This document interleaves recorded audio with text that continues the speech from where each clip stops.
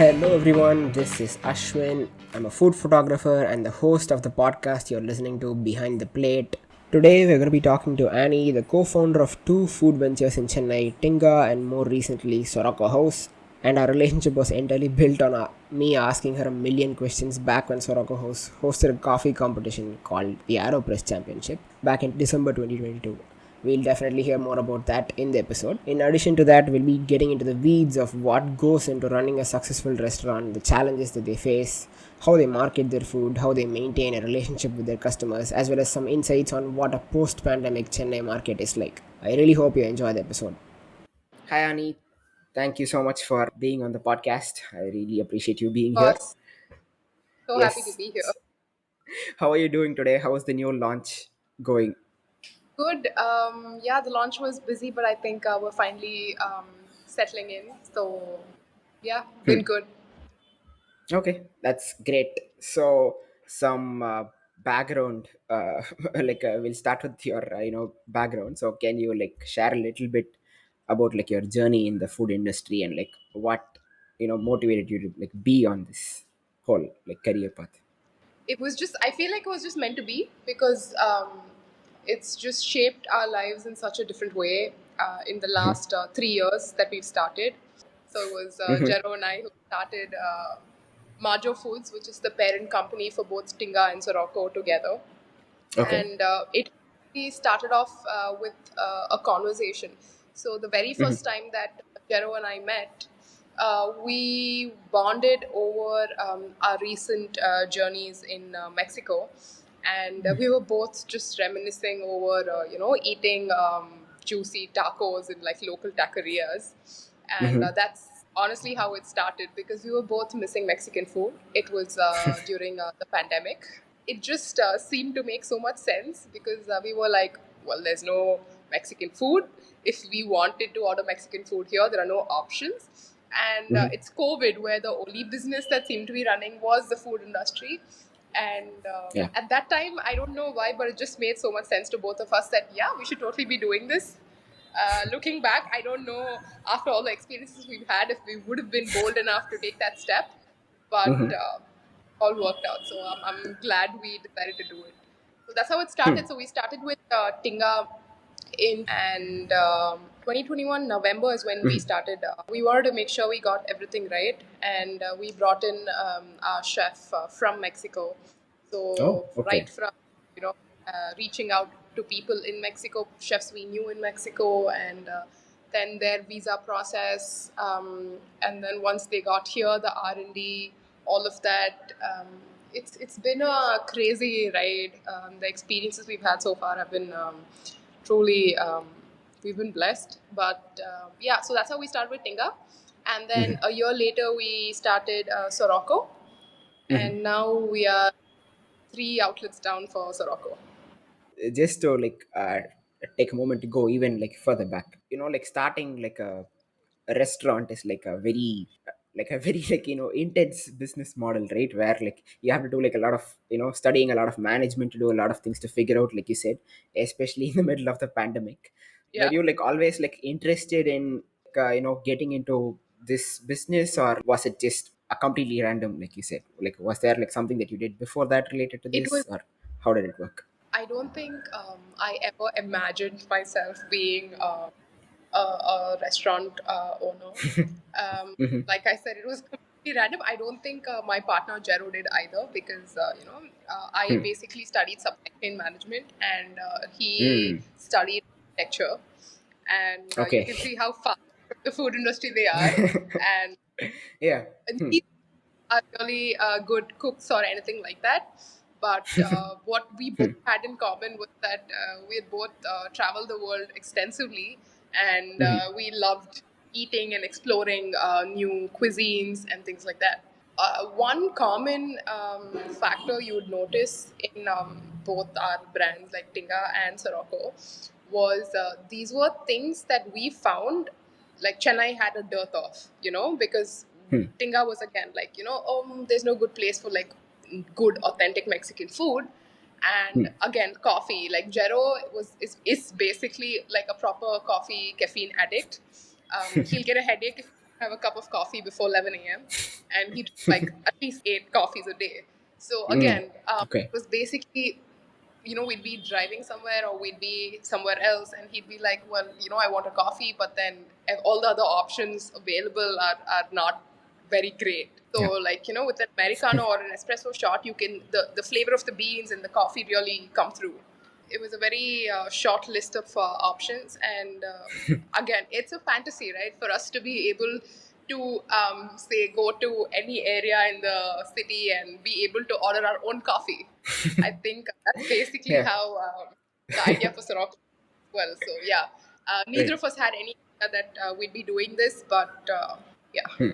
That's quite like an interesting way to get into it. Like born of like personal passion for food and coffee, essentially. Yeah, that's exactly what I would term it. I think all of our cafes and all of our ventures have been passion projects for the both of us because I other than the food and the coffee, which are of course very important aspects.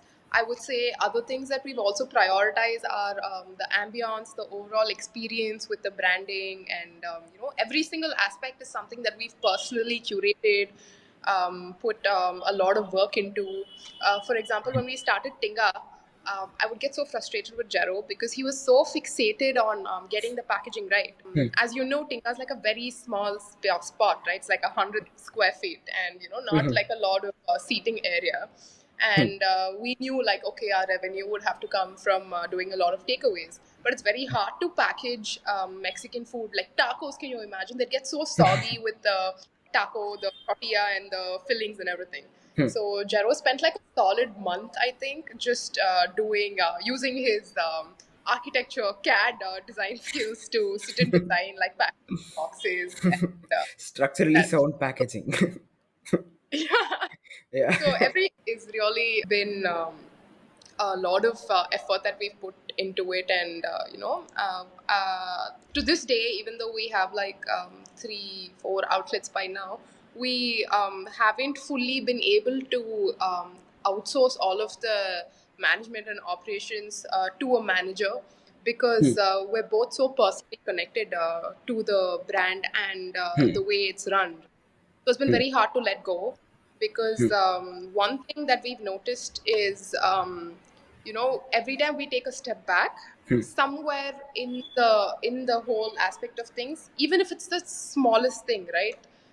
Say the takeaway cup or the quality of like one certain product, the consistency of the fries, things like that. Somewhere or the other, if we're not constantly watching, things can certainly go wrong. And we haven't been able to like trust anyone completely yet to let go of operations fully. So we're both fully and heavily involved in every aspect of the business. Yeah, that's completely like understandable when it's like so close to your heart, and that's where it came from, like the idea If you and like the whole happen thing to about drop this. by Soroco Ananagar, sometimes on Sunday mornings, you'll see Jero standing outside with like a long broom trying to get the dust bunny.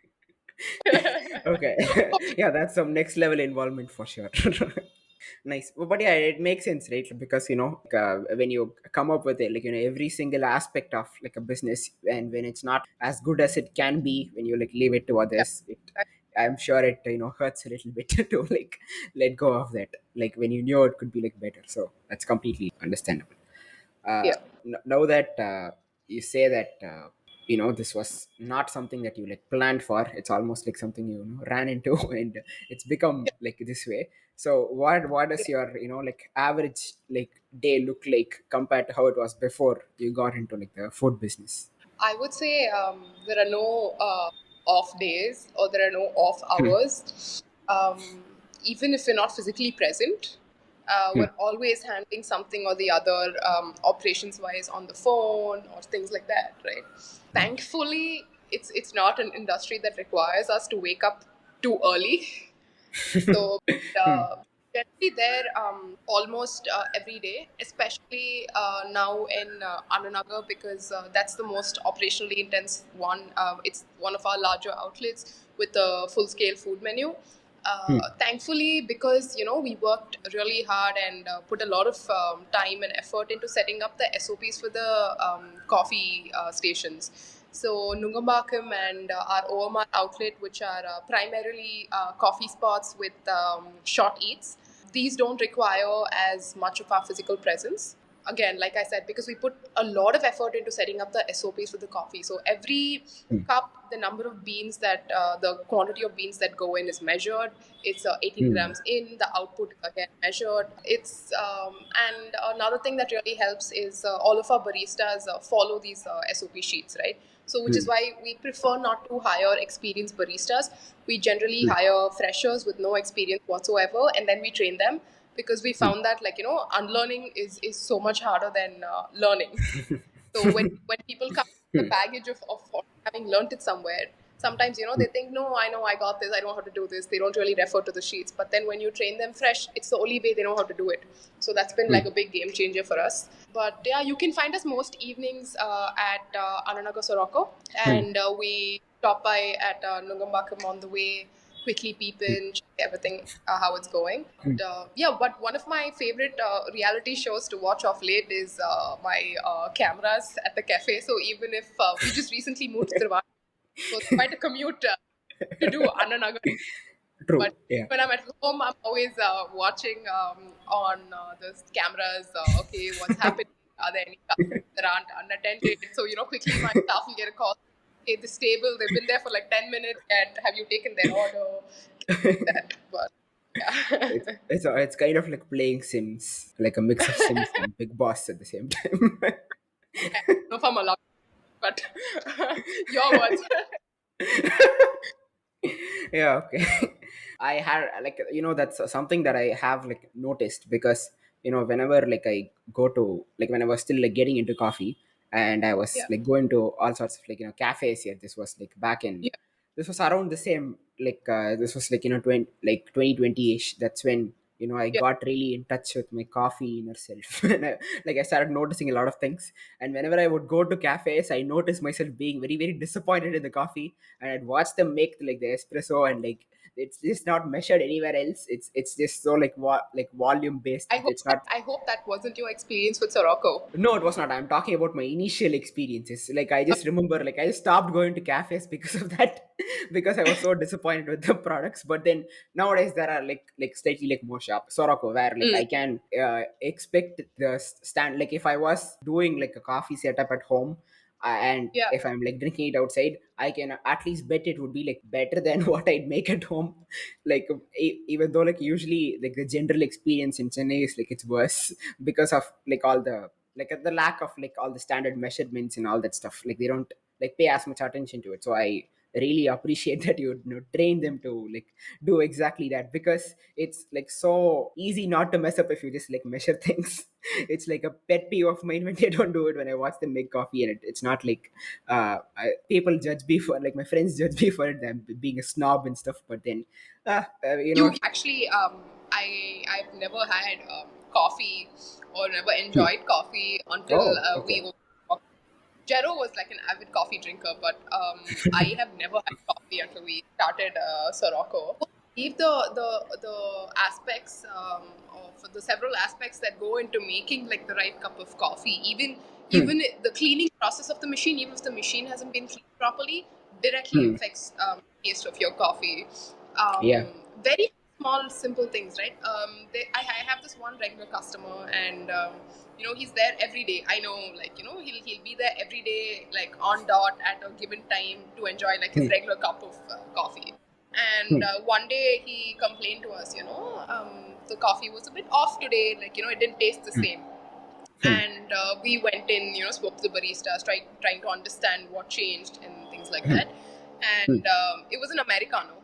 So the espresso Okay. shot, everything was perfect.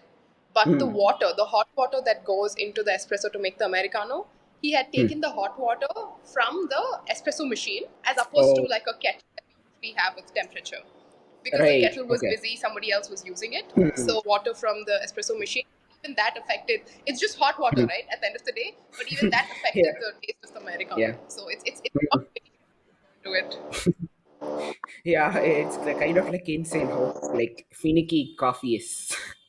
And like you don't like Yeah, expect that, that to like change much, like it's just water like you said, but then coffee is like 98% water or yeah, whatever. So that also makes sense. Yeah, like it's just uh like so many things to like pay attention to that you might not have like even like thought about before, but it's nice that you guys are like curious enough to go like find out what it is to like change that, instead of it being like, oh, it's yeah, like a one-off experience, it's okay. So that's like a, I right. don't know, like I would be happy to come to a cafe that would do that for like a regular there, but it's nice. A cafe, right? Like, I feel like more so than a restaurant or any other place. When you run a coffee shop, coffee, fortunately, is almost a lifestyle association for most people, right? Like Hmm. your everyday cup of coffee is like a habitual thing, right? Hmm. So you Yeah. notice any small change, you notice. And for me, it's like the Pareto's principle applies. 80% of my business comes from the Hmm. 20% of my regular customers who are there every day, no matter what. So Hmm. for me, at the end of the day, I am Hmm. the people I'm trying to please the most are my Hmm. regulars.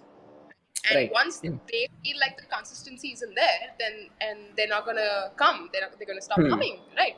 So I feel True. like, especially with coffee, this is something that we have to pay attention to. That we can't Hmm. really mess around with.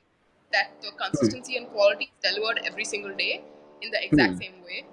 That's also like a, I mean, that also sounds like a lot of pressure on you to like deliver the Yeah, like a perfect why cup which every is time. why Yeah. we work really hard on the SOPs and things like that. So these are only Hmm. very rare one cases, Hmm. and but it's very important for us to identify where Hmm. these things are going wrong, so that we can tweak and fix those SOPs to make sure it doesn't happen. Hmm. Yeah. Yeah, that makes sense. That's like a very like a interesting like perspective of it. Like seeing it that way, that like makes you just want to jump to solve it instead of like like do anything else. I mean, this sounds a little bit like this, but I have like a question about what other like unique experiences or insights have you like gained along the way that has like shaped how you approach the branding process. I think one thing for sure is that quality really matters. That's one thing that we've noticed Hmm. because we're completely aware that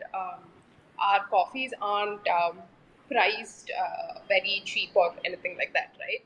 Hmm. And see, if you compare it to like your average coffee shop, Hmm. right? They pay about 350 to 400 per kilogram of coffee.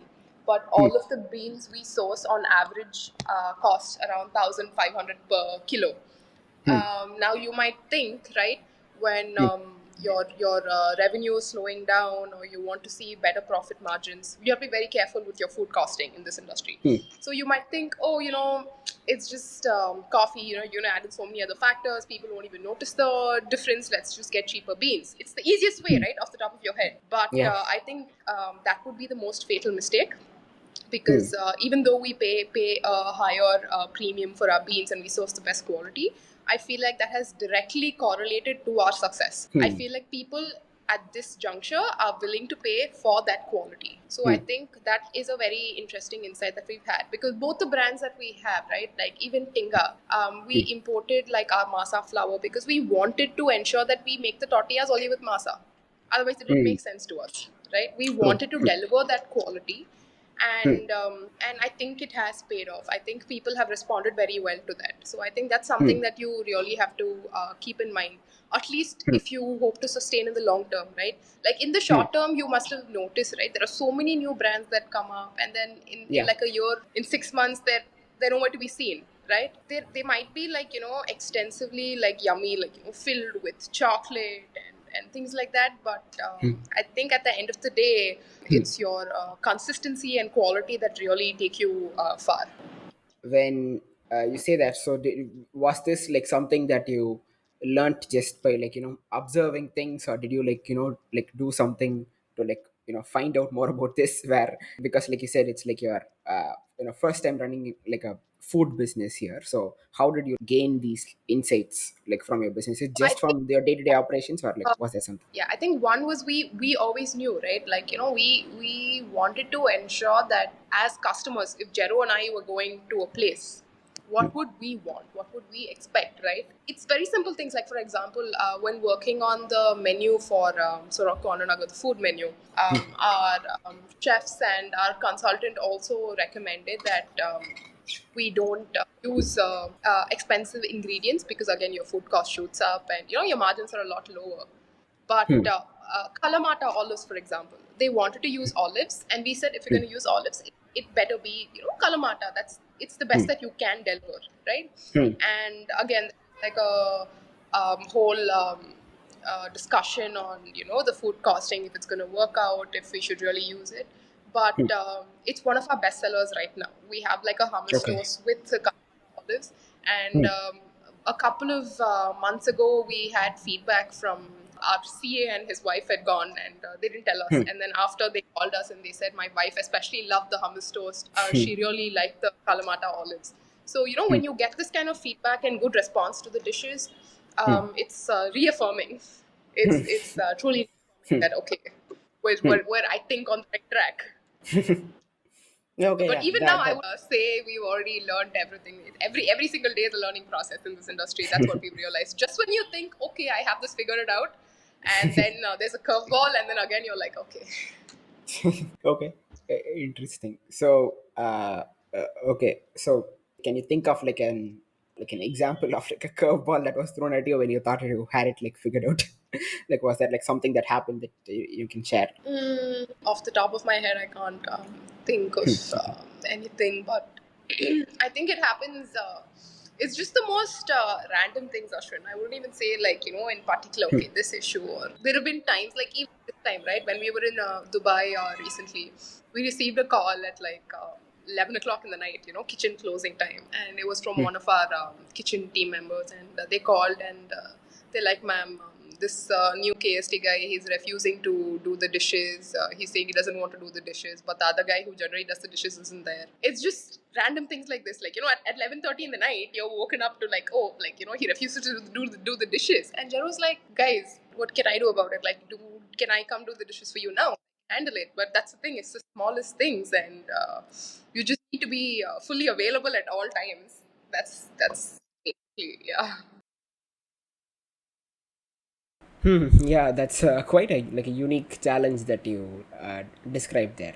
But I guess it's all like part of the game, like part of like running a restaurant like this. But speaking of running a restaurant, what kind of core values drive your brand's philosophy and like the vision that you have for it? And how do these values also like resonate with your target audience? Yeah, I think like the olives, the coffee also, one thing that we don't believe in is compromising on the quality, right? We've always wanted to deliver like the best that we can. We believe that every dish, every cup of coffee we put out there is a reflection on us and our brand, right? So we ensure that we deliver the best that we can, while I think another really important value that we've associated with Soroco, especially, is our customer relationship, right?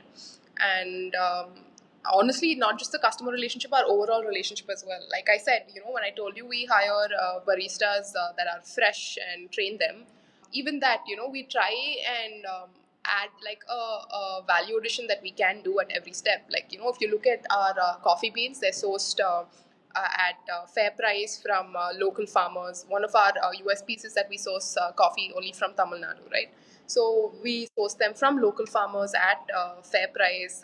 So the entire supply chain is very ethical. And even our baristas, we've had our longest staff that we've had right from the beginning of Soroco, which is about 2 years, 2.5 years ago. Is they're all from they're all from the Adivasi tribes from Assam, and honestly, they've been like our greatest asset so far because we couldn't have expanded without them. They worked with us at the Nungambakkam location for the first 1 year, and then each of them became like really good baristas in their own right. So now we've put one person in charge of Omar, one person in charge of Annanagar, and we couldn't have done this without like that team as well, right? So I think our relationship with our staff also really matters to us, and most importantly, our relationship with customers. That's one thing I really love about what we've created at Soroco is that we have customers who treat it like their second home, right? We have people who come pick up their coffee in the morning and then finish work, come chill at Soroco in the evening, and we've made some really good friends from of our regular customers as well. We even have this one group in Ananagar. So they wanted to start like an Instagram page called Humans of Soroco. As of now, it's still a WhatsApp group called Soroco Makalkachi. Now it's at like 20 members, or I think, and, yeah, it's really nice. So these people feel like a sense of ownership towards the cafe, which is what we really want, right? They feel like they're an integral part of it. So any issues, while if me and Jero aren't present and any small thing comes up, they immediately call us, "Hey buddy, I just wanted to let you know this is happening. Maybe this is something you should look into, or this particular staff hasn't been performing well. You might want to look into give him some more training." Very valuable insights like that we get from our regular customers, and I'm glad that we've created a space where people feel comfortable enough to come kick back after a long day and relax and build a community, most importantly. Okay, that sounds like you've just created a very friendly environment for your regulars to form relationships and even a community, like you said, like this to develop. It can't happen without the environment being one that like inspires something like this, right? Yeah, very, very organic. Because if you look at the people like in this group I was telling you about, right? Very varied age range. You have someone like who's 19 years old, and then you have someone who's like 50 years old, and they're all like a part of the same friend group. And these are all people who met at Soroco and then became friends. So it's very reaffirming for. I often see a bunch of new stuff pop up in the Soroco menu. So what's your like process of coming up with the new menu items? Yeah. So one thing we try and do, is also give our team the freedom to bring out the best of their skills, right? So while we give them direction, we might tell them, guys, like this is something that looks really good. It's been doing really well. Look, it's been viral on Instagram, or I like when we travel, we try different things, and we come back and we share our experiences with our team and tell them this is something we tried. Maybe we could do something like that. It could be really nice. They also add their own touch to it. They see another challenge we see is that not a lot of the ingredients that we'd love to see and use are readily available. Like the supply chain, I would say, is still very difficult to establish, especially for like a daily basis thing, right? Like some days they're available, some days they aren't, so things like that. Yeah, so our team basically works around all of this, and they bring it to for example, one thing that we do is an experimental menu. In Ananaga, every week we have a different experimental menu. So we have the set menu, which is what, you have like a certain number of vegetarian items, a certain number of non-vegetarian, seafood. So this is like a planned menu to make sure there's an option for everyone. So where they really bring out their creativity and to explore and things like that is the experimental menu, which is why we didn't call it like a weekly special, because then it's a lot of expectations. So this is the experimental menu where our team also gets to, so they don't get bored of making the same stuff over and over again, right? So now they're using seasonal produce, they're using one-off ingredients, and if they perform well, then we take the call to add it to the permanent menu. But the experimental menu is something that's been performing really well. Our customers also love it. There's something always new to look forward to. So yeah, that's basically how we curate it. Wow, that's quite a comprehensive process to go through, but feels like that gives the dishes a chance to breathe, and like all these experimental dishes aren't just like ideas but have a chance to be part of the menu. So once the experimental menu goes through, like how do you gauge the customer responses to the new dishes that are being added? Like, they come, they try something off the experimental menu, and they end up loving it so much, and it's not available the next week. And they come to us and they're like, "Why did you guys remove that? You should add it to the permanent menu. It's something we really love." So it's been a great process for us as well. It's been a very inclusive, integral process where we also try and bring in like customer requests into the fold, as opposed to what like we or my team thinks should be on the menu. So is the experimental menu part of all your outlets? So for the food, it's just at the Anulaga branch at the moment. But in the coffees, the experimental menu is available in Ungamakam and Omar as well. Right, okay, that's really cool. how do you approach the presentation of your dishes? Because that plays a pretty big role in how the customer experiences the restaurant, right? That's true. So one thing about the presentation process, this has also been a learning, is when we're initially doing like the R&D for the menu and stuff, right? We have very lofty goals. We want it to look a certain way and things like that. But sometimes once you start, once you include the dish in your menu and you start with daily operations, it can get challenging because the staff is already busy, and then for them to take the time out to perfectly assemble this dish, and it's not always the same person who's doing it every time. So you don't know if every single person has the skill to make it look the exact same way. So I think one thing we really look at is what can be done in a consistent way while that looks nice at the same time. And another thing is also functionality, because you see all these dishes now, like a deconstructed this or deconstructed that. But I think it also has a lot to do with functionality, because you need to make sure you all the flavors on the plate can be combined in like one bite, right? So it's a lot about that as well. And even with the coffee, while if you go to like your generic coffee shops, like you go to a Starbucks, you see like a very pretty drink topped up with like whipped cream and like all your sparkly things. But for our coffees especially, we don't add like a whipped cream, or we don't add like a maker to make it thicker and things like that, right? Because it takes away from the coffee itself, from the authenticity and the quality of the coffee. It takes away from it. So while we present our drinks, in an aesthetic way, like if you see your hot chocolate, it might have like little hearts on it, like your latte will have the latte art on it.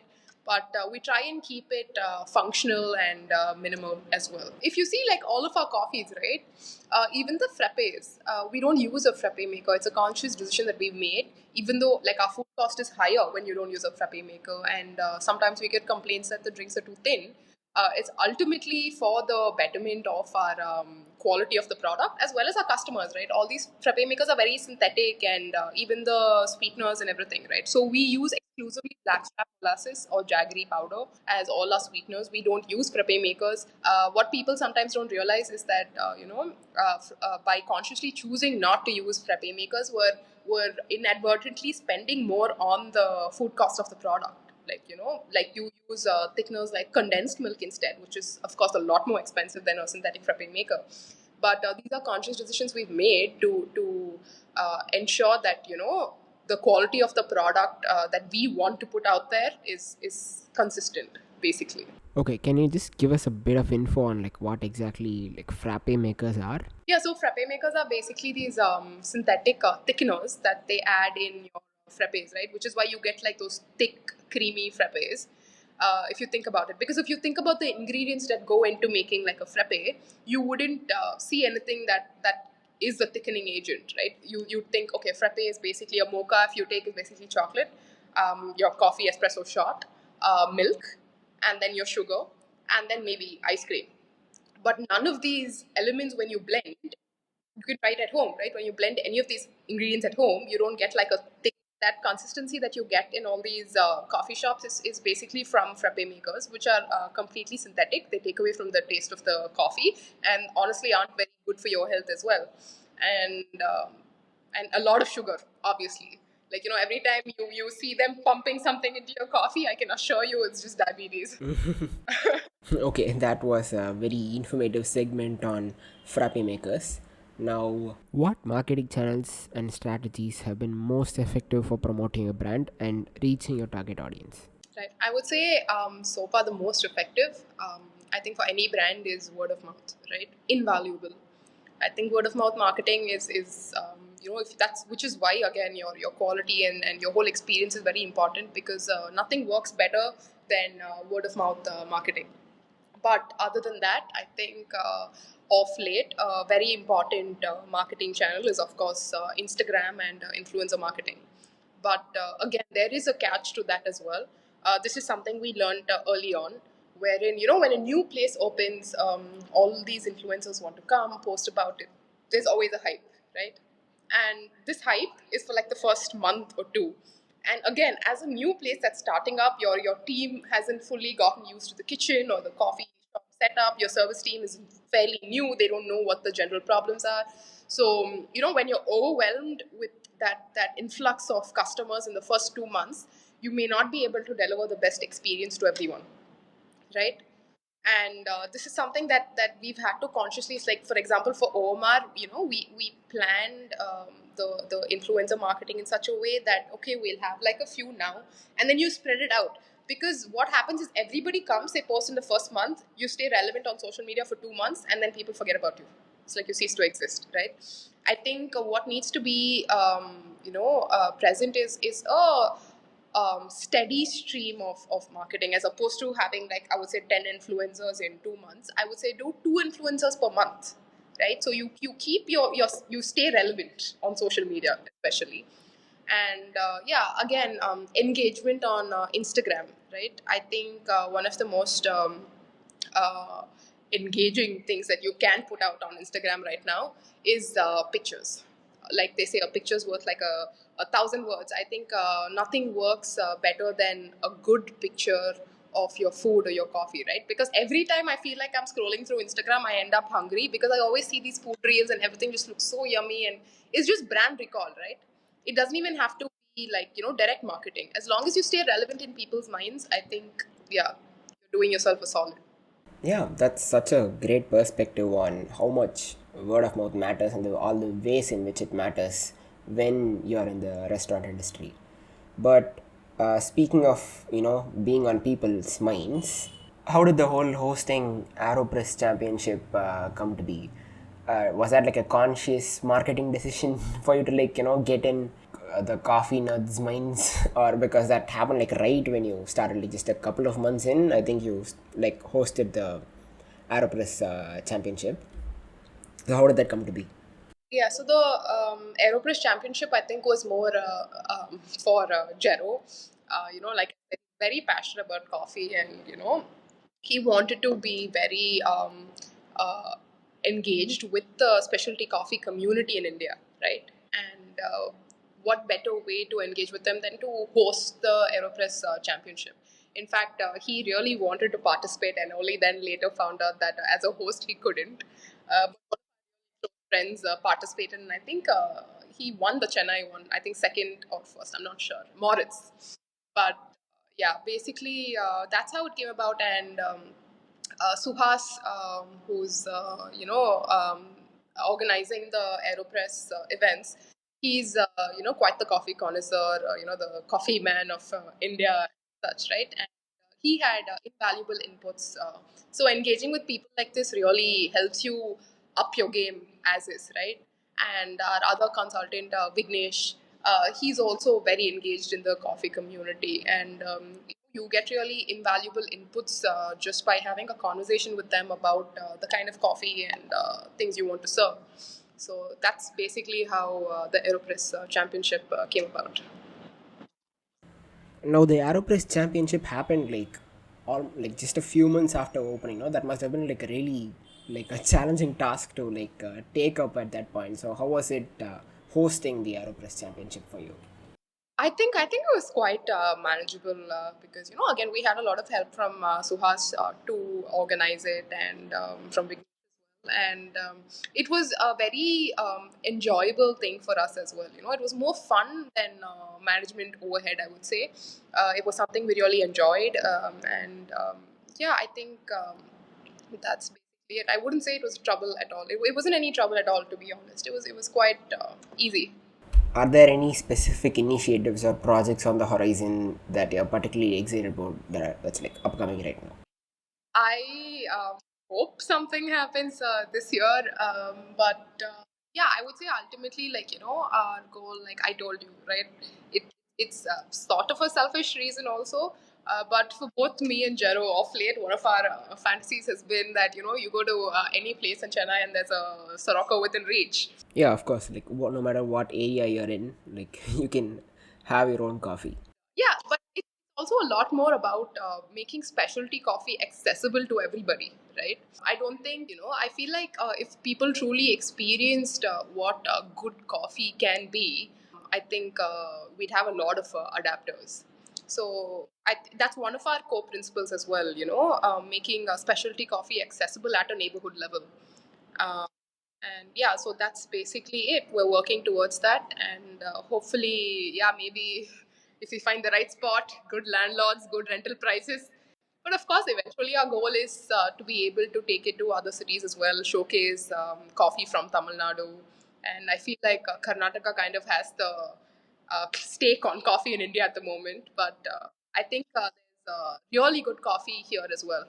I've been fortunate enough that I started drinking good coffee, right? So my first experience with coffee was when we were doing R&D for Soroco. So before Soroco opened for 3 months, we the coffee machine was delivered early, and we set up the coffee machine in our office, like in the conference table on our office, and it'll just be like Jero, Vignesh, our friend Moritz, just doing different. Espresso shots every single day, trying different combinations, curating the things like that, right? And that's when I got introduced to coffee, basically because there was a lot of coffees and there was only so much they could drink, and they're like, so that's how it started. But yeah, I'm also a coffee person now. I guess they left you no choice. Now, you've been using some really good pictures on your content. So, as a food photographer, I'd love to know how you use pictures as a tool to engage and connect with your audience. So this is a very interesting question because again, this is one of our takeaways as well, because we just recently switched to a menu which is fully pictures. So earlier our menu used to list the items and then prices and so on. But what we've really noticed is pictures convert. Like even if somebody is not hungry, right, they just come in for a cup of coffee, and then they see like a picture of like some yummy looking thing, they want it, right? It basically creates that urge for you to order. So pictures really convert, especially good looking aesthetic pictures that really make you crave the food. So we just launched our new menu like last month, which is also full of the pictures that you see on Instagram.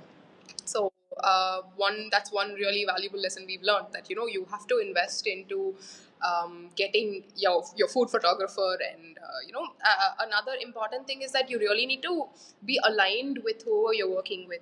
Fortunately, we found someone that has really worked out for us so far, because it's there's only so much you can explain to the person you're working with, but at the end it's really about the output that they give you, and that's based on how much they understand you. So I think it's very important that you build that relationship with your photographer, because it's essential that they understand your brand aesthetics, what your brand stands for, what you're trying to deliver, in order to kind of reflect that. And if you've noticed of late, our Instagram has really been reflective, like of our overall branding as well, our overall aesthetic, the ambience, and everything. Yeah, that's basically it. Like even something as simple as like a hand shot with the food in the background, right? It really promotes that idea of like okay, community, or like a newspaper shot with food, right? A place where you can go, and so it's really about delivering the entire experience through pictures, and it's invaluable, honestly. Like you won't believe, because we would have done a lot of work, a lot of R&D into this particular dish that we've trialed, and we'd be very excited for it to go out on the menu. And earlier we'd see that not a lot of people would order it unless you like pushed it just by reading the description. For example, we have this wonderful mango lentil ceviche. It's a seasonal special, but if you saw it on the menu, right, the description would read, okay, lentils in a coconut lemon broth with mango bits, right? And you'd question it. You'd be like, do I really want to try that? Unless you're very experimental. But then you see a picture of it, and you want it. You're like, okay, I have to try this. This looks incredible. Like there's no way this can taste bad. I have to try it. So it's really essential that I think you invest into finding the right food photographer for you, and making it work for you. Wow, okay, that's like really great. I would say like marketing pitch for food photography itself, in terms of like the effect that it has on like your business. Now it sounds like it really like worked out for you in terms of how like changing the picture seems to have an effect on your audience. So but I'd like to know how exactly you measure the impact of the pictures, if you will. Simple revenue, right? You see that difference. And also in your customer interaction, right? So earlier, our service staff used to struggle to explain like every single dish, and there'd be a lot of questions, follow-up questions, or even just a basic like expectation mismatch, right? They'd order something having like another picture in mind, or even a different portion size in mind, and then it'd come and they'd be disappointed. But now they know exactly what they're getting, right? That whole interaction with your service staff itself is reduced because they don't have too many questions. There's no back and forth with the chef asking, okay, does it have this? Is it going to look like this? How big is it? None of it, right? They know what they're getting. So I feel like even in terms of expectation setting, it's a great thing. Generally, your expectation mismatch is what leads to bad reviews or disappointed customer experiences, right? Yeah, of course. But this way, they know exactly what they're getting, and when they get it, they're happy, they're satisfied. Now, switching gears for a moment, so the OMR one is like super new, right? So how's that been? It's your third location, like you said. Yeah, you've told me that it was like quite hectic. The setup was so, but what is the situation right now? Right now, I think we're almost settled in. Like I said, it's fairly stable at the moment. And what we see is that there's a steady revenue increase there week on week as well. So I think it's got a lot of potential. Like I said, one of the things that made it easy for us to expand in Omar as well is that we don't have a full scale kitchen there. So it's like a proper coffee outlet, right? Proper your go-to coffee shop spot. And again, like I said, with coffee, because we've set up our SOPs in a very strong way, it's a lot more easier for us to expand. Like I would say, expanding with a full scale kitchen setup is a lot harder, and it requires a lot more operational overheads with quality control and things like that.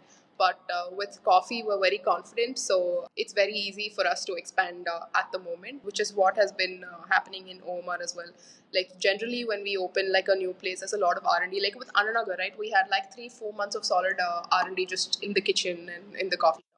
But now, because coffee is all about consistency, and we already have a base. A lot of our customers in OMR are also customers who've been to Soroco and Annanagar and Nungambakam, so they know what they want. So yeah, it's been a lot easier than the other ones for sure. But of course, any new place still has its challenges. But yeah, it's been great working with a very supportive partner like Citadines as well. And this is a model that has actually helped us scale a lot easier, right? Because when you partner with these existing brands where you have a synergy, right? Because coffee for Citadines is also an integral part of their core brand value. Citadines is a French brand, and one of their brand taglines is for the love of coffee. So it's like a urban coffee thing. So there are other partners in Singapore and stuff. For example, is Starbucks Reserve and things like that. So it's been great to partner with a brand that truly believes in your values, and there's a lot of synergy, and it's made the whole process so much easier. Oh, similar to the K&K one. Similar, very similar to what we have in Nungamakam as well. Like the Amadora ice cream and coffee setup is just something that goes very well hand in hand, and it's something that people have responded very positively to. So this commitment to quality and like really being like one with your community seems to be like a play like a big part in your business. So can you share any like memorable customer interactions or like like success stories of sorts that like highlight this aspect of your business?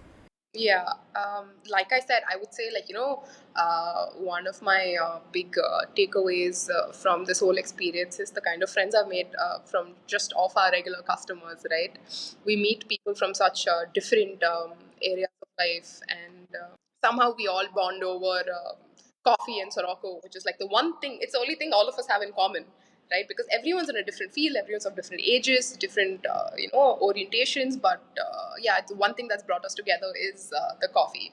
So like I said, that's truly very joyful for us to see that we made this, we created this, we created a space where people feel comfortable enough to come together and be able to do all of this.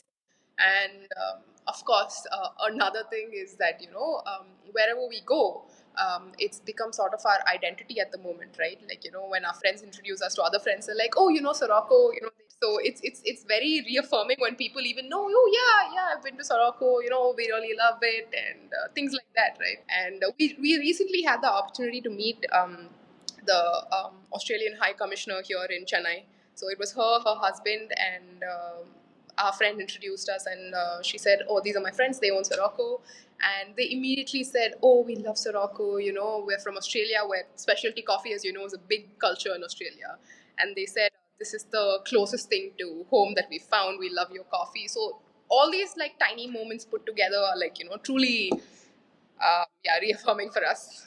What are some of the biggest challenges you faced in the food industry, and how have you addressed or overcome them?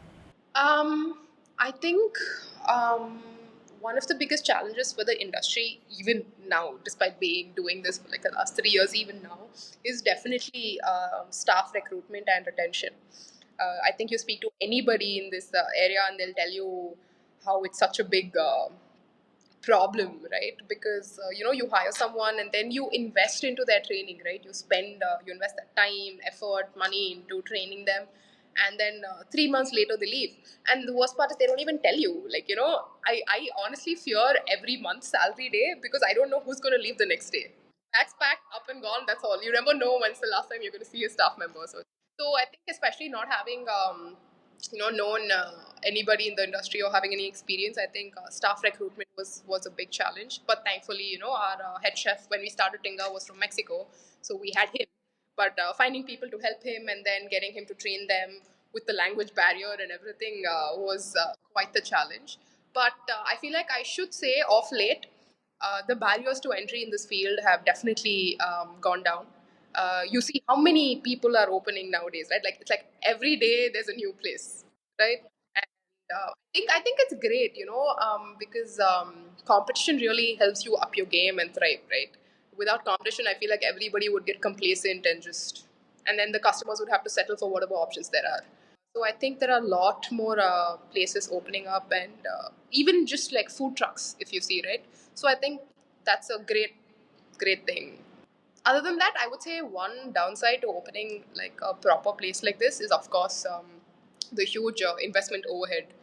Um, and real estate prices and your rentals have just shot up. You will not believe. It's insane. Like it's unthinkable, right? Imagine we had 100 square feet space that the landlord was demanding 800 per square feet for. Wow, okay. It's ridiculous if you think about it, if you discuss it, but that's just the reality of it. So Okay, that like really paints a picture of like what it would be like to, start a business, right now in the post pandemic era. I think another thing, the way you can easily go wrong in this industry is your margin calculation because, contrary to popular belief, the restaurant industry margins are like, very thin, and it's something you need to watch very carefully because it's very easy for you to overspend and end up with no margins, right? Especially if you're working on a more takeaway format, and after your aggregator, your Swiggy, Zomato margins, you're basically left with nothing. So you have to really watch, your food costs, your staff, your aggregator margins, all of that, or you can easily get lost. So I think that's also another important thing that we've learned along the way, and something that we weren't fully aware of when we first began, when we first started. And I think that's been a important learning. Huh, the delivery services seem really like the bane of the existence of new restaurants. I guess new and old alike, right? No, honestly, if you've noticed, Soroco is not listed on Swiggy or Zomato at all, and we've kept it a conscious choice not to. Uh, One, because it's very hard to get a coffee to travel well, and also it just didn't make any sense to us because for Tinga, right, we were doing quite well until we opened on Swiggy and Zomato. And one mistake we made was, thinking, okay, Swiggy, Zomato is going to help boost your revenue. But what happens is your regular customers, right, your walk-ins then drop because now it's accessible on Swiggy, Zomato. But essentially, while, if you're doing a volume business, like, where your food cost is quite low, but then you're doing like large volumes, like your Sangeeta and other places like that, it might work out for you because it is cash flow generating. But at the end of the day, if you look at your personal profits, it's basically zero, right? Because after the aggregator commission of 25% or 24, whatever you negotiated to, and then your taxes and your charges, and then you see your wastage with complaints and refunds and things like that, your net profit margin is basically like 0.5%, which is insane, right? It makes no sense. Like, which is why after Tinga, we made a conscious decision not to list Soroco on Swiggy or Zomato. It just didn't make any sense to us. So Huh, okay. But so how do you make the deliveries then? Do you like do it yourself? Do you have someone like? yeah, we have, again, like I said, because people in Ananagar, they just stop by on their way, pick up something on the way, or they send their drivers, or they simply call us, and if they want to take away, they just book a Dunzo. They pay us, they book a Dunzo for pickup. It's sorted, easy. If someone really wanted something from you, they'd reach out to you and book a Dunzo, right? It's as simple as booking a Swiggy. It's the same process. So basically, yeah, that's how it's been working for us, and it's been quite good. So you're saying if you're like a new restaurant, there is no way that you can like even make any money if like you are selling only on Swiggy then? Yeah, any brand, right? Like you said, focused on quality, automatically your food costs are quite high. So unless you compromise on that, you're not going to be able to afford to list on Swiggy and Zomato. Okay, I guess that was an important distinction. Basically eating out of your margin, right? It might be cash flow generating. They might, you might be making a certain amount of money off of it, but as a profit from that, what you take away is basically nil. So we didn't want to engage in that. So currently you're just not part of the whole Swiggy Zomato pipeline then? We're actually trying out Swiggy Zomato just for the OMR one, but because the area demands it, right? Because there are a lot of people who are working in offices who can't leave and things like that, who want like a cup of coffee. So planning on trying it out just at the OMR one, but yeah, I'll let you know how that goes. Are there any specific areas where you found collaboration or like external expertise to be particularly beneficial for your brand's growth and success? Every aspect of it, right? Because especially when you're in this industry, it's not just your knowledge on food that matters. It's your design. Like when you're designing a restaurant, the aesthetics of it, the functionality of it. So it's like you need that architectural expertise, and then with marketing, right? You need like a person who understands your brand vision and is able to deliver, because you may not have that expertise. It's and I think it's unfair to expect like one person to just know how every single thing works, right? And because it's not possible to get the best of it. So I think instead of trying to be like a jack of all trades, it's better to bring in like a master of one for each individual component and put together a team that can accomplish like all of it perfectly. So I would say, your kitchen consultants, your photographers, food photographers, your marketing person, your interior design, everything. I think they all have to come together in just the right way to deliver that overall holistic experience. So we have a full scale kitchen team, experienced team, but we still work with a kitchen consultant, a chef consultant, just so we know, what else is new out there, how else can we improve, just to get like a external audit, right? Even like as a check for us, like, are we doing the right thing? Is there anything we should be doing better? And our marketing, like you pointed out, we recently had someone new come in to do our marketing, and thankfully, one good thing is the same person is doing the food photography and the social media marketing. So there's a lot more cohesion, if you notice, right? Generally, even if there's a disconnect between your marketing, your social media agency, and your food photographer, it reflects, right? Thankfully, we were fortunate enough to find someone to have take a more holistic approach, where she does the photography shots as well as the posts on Instagram. So she has a clear direction. Okay, this is the content I need to generate for this month's social media, and things like that. And of course, it's been invaluable to have their expertise as well, right? While I know what dishes look good, it doesn't necessarily translate to great on camera. So it's better, I feel, to leave it to the experts, and collaboration is the only way to do it. So I would say it's a very integral part of this business. And I don't just mean like in say your marketing or chef consultant, things like that, but even overall to expand, right? As you've seen, like, we've collaborated with Amadora, we've collaborated with Citadines, because it just makes it so much easier for us to basically develop, right?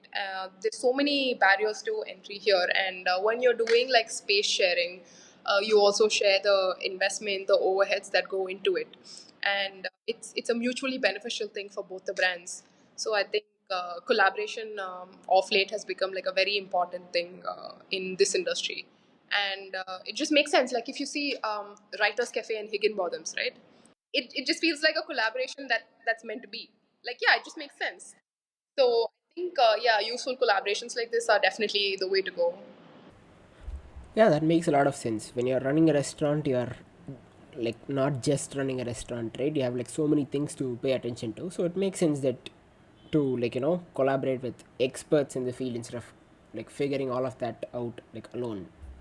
So collaboration does seem like in the heart of like how your whole business works. So in your experience, what qualities do you find most valuable in external partners or like service providers, like consultants, photographers or designers? I think to put it in simple words, I think it's just like a vibe check. You know, when I say vibe, it also means that because we tend to bring on like experienced people with a lot of knowledge in the field, but that can come with its own challenges. Like they might have like an ego, they might be very set in their ways, things like that. But that's not going to work, because to collaborate, you need to be open to new ideas and collaboration. So I think that's one important quality that we look for. That whether they understand our needs, whether they're open to change, open to feedback, things like that. Right? So yeah, that's an important quality that we do look for. And like our chef consultant, for example, right? He is over 60 years old. He's a retired executive chef from Oberoi. And you would think, right, a person like that who's personally served Mr. P.R.S. Oberoi himself would come with like a lot of baggage. But it hasn't been that way at all. He's been very open to learning. He's very appreciative of our kitchen team, right? When they do new things, he's like, "Oh, I didn't know this could be done. I'm going to learn from you." So you really look for people who are really open to basically new ideas, adapting. Yeah, like the trends and the way that people think really like change over time, so you really have to like you know change with the times. Yeah, because see, the industry is constantly changing, and unless you evolve and adapt, right, you're not going to be able to survive. That's basically it, and I think that's a quality that you need in all the people that you work with, because otherwise it's not going to yeah translate into the results you want. Can you please tell the people listening where they can find Soroco? Yeah, we're basically available in Nungambakam, Ananagar, and OMR now. And if you guys haven't tried our coffee yet, please do. Hopefully, we'll be able to convert you into a coffee. What dish would you say would be a no-brainer to order at Soroco? I think the cold brews are a very good way to ease into like the coffee world. Please try the Citrus Blast. It's one of our house specials. It's a cold brew with a lychee lemon extract, and it may not sound very appetizing, but make sure to try it before you knock it. Okay, what about the hot coffee people? Something hot, you should definitely try something from our experimental specials menu. You have the Madras Bonbon, melange, things like that. All yummy stuff. You guys can always reach out to me for feedback. So I've only been to the K&K one, and looks like there is just a lot more things to try right now. I'm definitely paying another visit real soon. Yeah, please. Yeah. Soroko Makal Kachi is open for everyone. I look forward to meeting all of them as well. So this was wonderful. Thank you so much for coming on the podcast and giving us insight about what it's like to like run a restaurant, and like you shared so much insight about the business with it. So I really appreciate it. Thank you so much. Thank you, Ashra. Lovely talking to you. Thanks for having me.